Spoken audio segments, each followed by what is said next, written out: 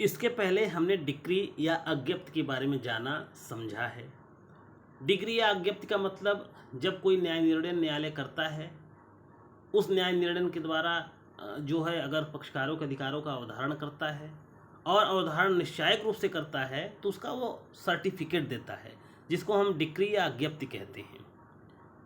आप जानते हैं न्यायालय निर्णय भी देता है और निर्णय का सर्टिफिकेट भी देता है, तो निर्णय और उसका सर्टिफिकेट डिक्री कहलाता है। न्यायालय वाद में आदेश भी देता रहता है, तो न्यायालय डिक्री भी देता है, आदेश भी देता है। तो ये डिक्री और आदेश में अंतर क्या होता है, ये प्रश्न आपके दिमाग में स्वाभाविक रूप से आता होगा। तो आज हमारे वीडियो का विषय भी यही है कि अज्ञप्ति और आदेश में क्या अंतर है। आइए इसको देखते हैं।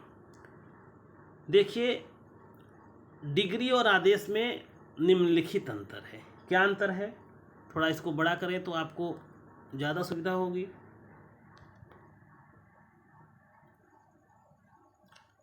किसी वाद के पक्षकारों के अधिकारों का, यानी डिक्री वाद के पक्षकारों के अधिकारों का निश्चायक रूप से, ध्यान दीजिए, निश्चायक रूप से अवधारण करती है। अगर किसी विवाद बिंदु पर निर्णय आया है, इसका मतलब ये है कि उसको गुण दोष पर सुन करके उसका निर्धारण किया गया है। और अगर उस निर्णय की अज्ञप्ति आई हुई है तो इसका मतलब न्यायालय को उस मामले में अब कुछ कहना शेष नहीं रह गया है, वह निश्चायक है, अंतिम है। तो डिक्री वाद के पक्षकारों के अधिकारों का निश्चायक रूप से अवधारण करती है, जबकि आदेश वाद के पक्षकारों के अधिकारों का अवधारण कर भी सकती है और नहीं भी कर सकती है। आदेश किसी वाद में कई ठो जारी किए जाते हैं, कभी कभी अधिकारों के अवधारण के लिए किए जाते हैं, कभी प्रक्रियात्मक कारणों से किए जाते हैं, लेकिन जरूरी नहीं है कि आदेश पक्षकारों के अधिकारों का अवधारण करेगा। लेकिन डिक्री अगर जारी की गई है तो वह निश्चित रूप से पक्षकारों के अधिकारों का अवधारण करती है। अगला प्रश्न, अगला अंतर क्या है। डिक्री दो प्रकार की होती है। डिक्री दो प्रकार की होती है, एक प्रारंभिक डिक्री और दूसरा अंतिम डिक्री। अब ये प्रारंभिक डिक्री, अंतिम डिक्री क्या होता है, इस पर मैं अभी वीडियो बनाऊंगा, वो आप उसमें देखकर समझ लेंगे। तो डिक्री की दो प्रकार की होती है, या तो प्रारंभिक डिक्री या तो अंतिम डिक्री, जबकि आदेश का कोई प्रकार नहीं होता। ठीक है, डिक्री दो प्रकार की होती है लेकिन आदेश का कोई प्रकार नहीं होता। आगे देखिए, एक वाद में सामान्यतः एक वाद में एक ही डिक्री पारित की जाती है, जबकि एक वाद में एक से अधिक आदेश पारित किए जा सकते हैं। कितने आदेश पारित किए जाएंगे ये तो गिनती भी करना संभव नहीं है। हो सकता है एक भी आदेश किसी वाद में न जारी हो, या हो सकता है कि 10, 20, 25 कितना हो जाएगा जरूरत के हिसाब से, ये नहीं कह सकते। लेकिन डिक्री एक वाद में एक ही डिक्री जारी होती है।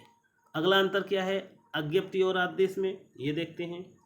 डिक्री सिर्फ वाद में ही जारी किया जाता है। ध्यान दीजिए, डिक्री सिर्फ वाद में ही जारी किया जाता है, जबकि आदेश वाद के अतिरिक्त भी पारित किया जाता है। आदेश तो अधिकारी भी पारित करते हैं, प्रशासनिक अधिकारी भी पारित करते हैं, लेकिन जो है डिक्री सिर्फ न्यायालय जारी करता है। क्यों? क्योंकि डिक्री सिर्फ वाद में ही जारी किया जा सकता है।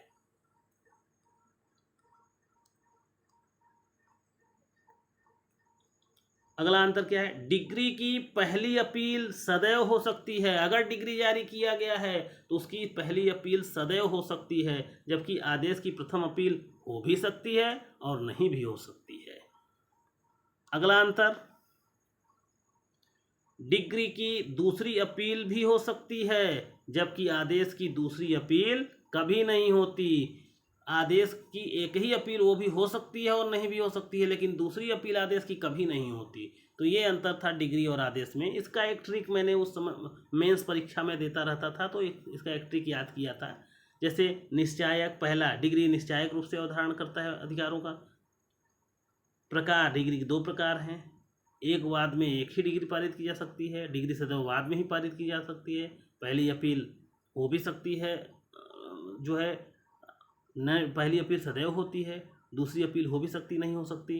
तो ये इस आधार पर मैंने कि निश्चायक प्रकार का एक वाद, अपील दो, इससे मैंने ये पूरा पेज याद कर लिया था। संभवतः आपको ये वीडियो समझ में आया होगा। अगर समझ में आया होगा तो आप जो है चैनल को सब्सक्राइब कर लीजिए और वीडियो को लाइक तो कम से कम कर लिया करिए।